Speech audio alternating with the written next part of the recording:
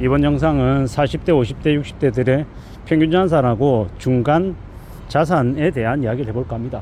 평균 자산은 말 그대로 이 전체 사람들에 대한 이제 평균 값이죠. 예를 들어서 자산이다라고 하면 자산을 1조 가진 사람이나 1억 가진 사람이나 전부 다 평균을 해서 이제 그 머리수대로 이렇게 나누게 하는 겁니다. 그러면 이제 사실 좀 왜곡이 될 수 있는 부분이 있죠. 하지만 이제 통상 우리가 언론 뉴스에서 보면 평균 값에 대해서 되게 많은 얘기를 합니다. 이제 40대에 이제 평균 자산이 얼마냐? 4억 7천만 원이라고 합니다. 4억 7천만 원.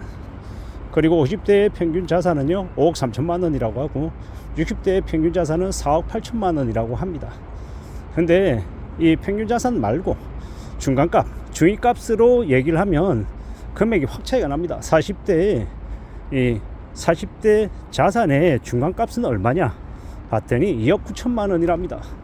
그리고 50대 이 자산의 중간값은 얼마냐? 3억. 그리고 60대 이 자산의 중간값은 얼마냐? 2억이라고 합니다.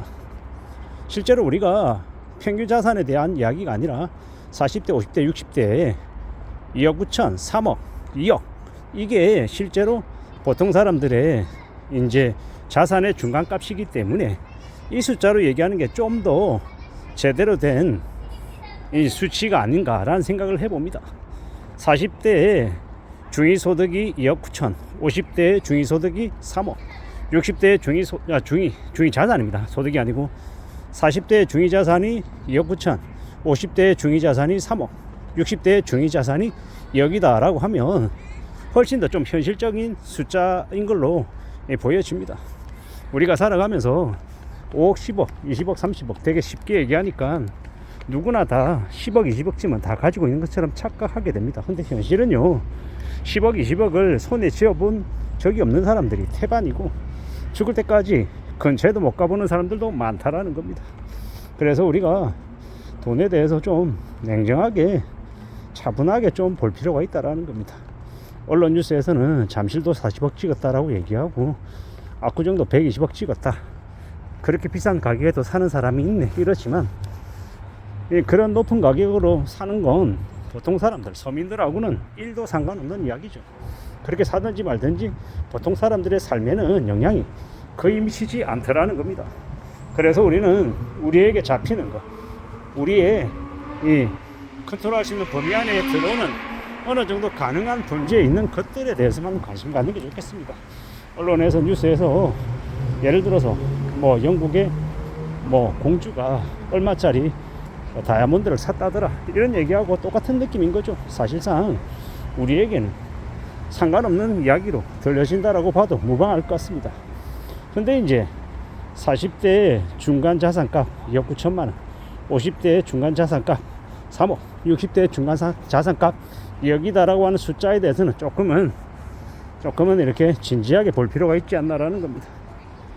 그걸 꼭 이렇게 우리의 뭐 목표로 삼고 그 정도 넘어야 된다 이런 얘기를 하고 싶은 게 아니라 좀 현실적인 실현 가능한 이 자산 증대를 위해서, 자산 축적을 위해서 관심을 가져보자 라는 이야기를 하고 싶은 겁니다. 평균값 때문에 스스로 주눅이 들거나 위축이 될 필요 없다라는 겁니다. 50대 평균 자산 금액이 5억 3천만 원이잖아요. 5억 3천만 원에 미치지 못하면 내가 되게 잘못 살아온 것 같고 되게 내 인생이 별로인 것 같고 이런 생각이 들 수 있잖아요. 근데 그러지 말자라는 겁니다. 물론 여러 가지 이유나 사정 때문에 지금 중간 자산값이 3억이 아니어도 뭐 불행한 삶이다, 아니면 실패한 인생이다 이렇게 얘기할 수도 없다라는 겁니다. 40대 때 별로였지만 50대 때 별로였지만 60대 때 꽃을 피우는 사람도 있는 거고요. 천차만별이기 때문에 이건 말 그대로 그냥 예시다, 아니면 사례일 뿐이다 라고 보면 좋을 것 같습니다. 대신에 우리가 살아가는 일상 속에서는 우리가 착실하게 살고요, 열심히 땀 흘리고 요행 바라지 않고 우직하게 사는 것, 이건 당연히 추구하며 살아야 될 모습이다, 태도다라고 봅니다. 우직하게 살아가고 바보처럼 좀 어리석게 살아가는 게 지나고 보면 제일 현명했던 길이더라고요. 사람들은 누구나 다 계산기 두드리고 남들보다 내가 좀 더 손해를 덜 보려고 합니다. 근데 손해를 보기가 싫어서 미적미적거리고 뒤로 이렇게 나가 있으려 하고 계산기 두드려보고 하는 그런 것들이 사람들이 모를 것 같지만 시간 좀 지나면 다 알더라는 겁니다. 그렇게 되면요, 사람들에게 자신의 처지나 자신의 상황이 까발려지는 거고, 아, 제가 어떤 목적을 가지고 저렇게 했구나 이러면요, 어떻게 됩니까? 그 사람에 대한 이 평판이 되게 엉망이 될 수밖에 없는 거죠.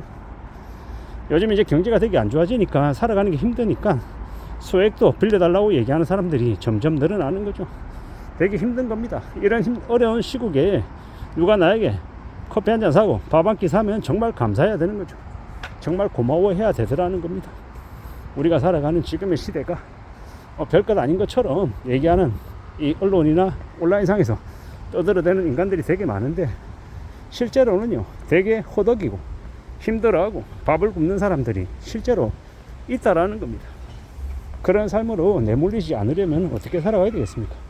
부지런히 성실하게 이제 살아가야 되는 거죠. 그렇게 지내야, 그래야 좀 나아지지 않겠나라고 보는 겁니다.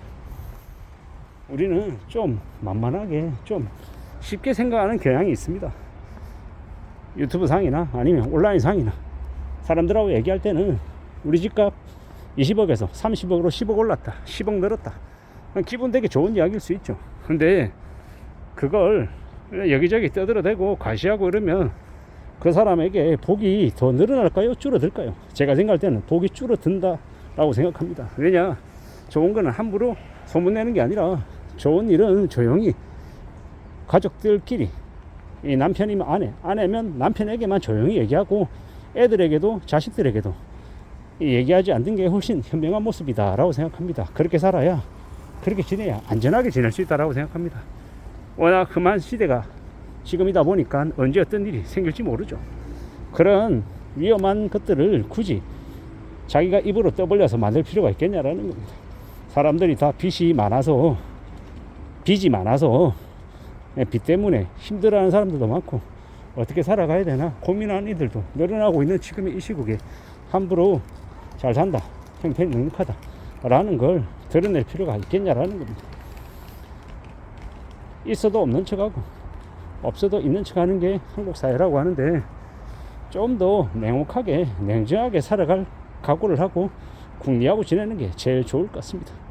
그렇게 살아가는 게 좀 더 나은 모습이 아닐까라고 생각해 봅니다. 우직하게 살아가야죠. 좀 더 조심하면서 말입니다.